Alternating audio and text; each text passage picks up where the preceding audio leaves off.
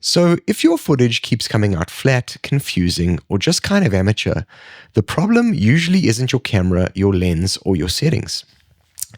It's that you picked up the camera before doing the one thing every professional filmmaker or media producer does first. And no, it's not a checklist, it's not a gear trick, and it's not some hidden menu setting. It's way simpler than that. Before you shoot anything, you need one thing, and that's intent. Let me explain exactly what that means and how it instantly improves your projects. Most beginners shoot reactively. They see something interesting and they just hit record. But professionals shoot intentionally. Every shot has a purpose, and that purpose guides exposure, composition, movement, lighting, essentially everything. When you don't define intent, your footage becomes a collection of random images. When you do define intent, your footage becomes a story. So here's the simplest way to get intentional. Ask yourself one question. Why am I shooting this shot? Your answer should never be because it looks cool. It should be something like, I'm showing power, I'm revealing vulnerability, I'm creating tension, I'm clarifying geography, or maybe I'm isolating a detail. Once you know why you're shooting the shot, you instantly know where the camera should go, the focal length of the lens, how wide or tight the shot should be, what lighting should be doing, whether the camera should move, what you need in the background, and what should be in or out of focus.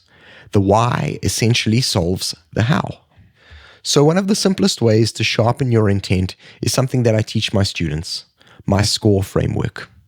SCORE stands for setup, conflict, overdrive, reversal, and enlightenment.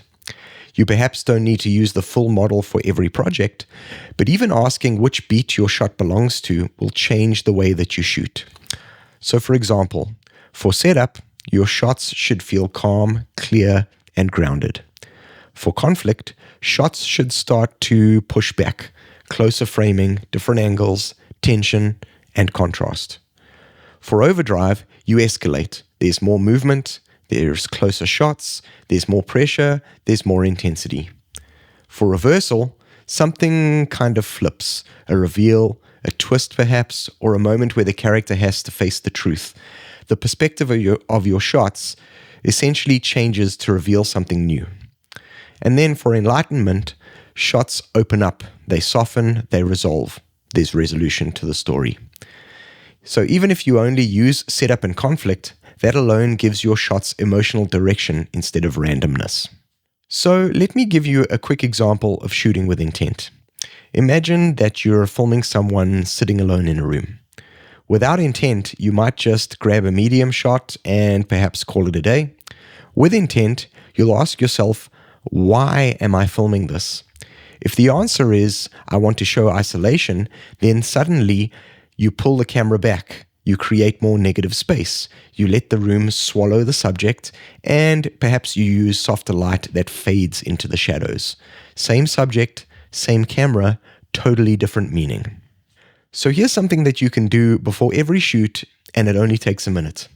Write down the intent of the scene or the moment in one sentence.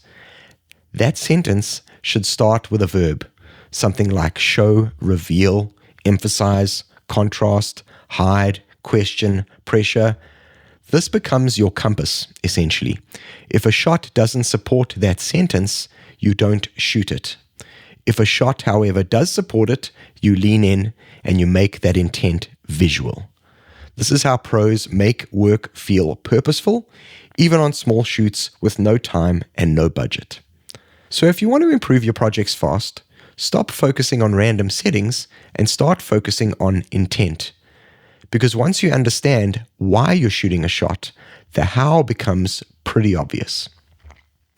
If this helped, like the video and comment down below how you plan to use intent in an upcoming project.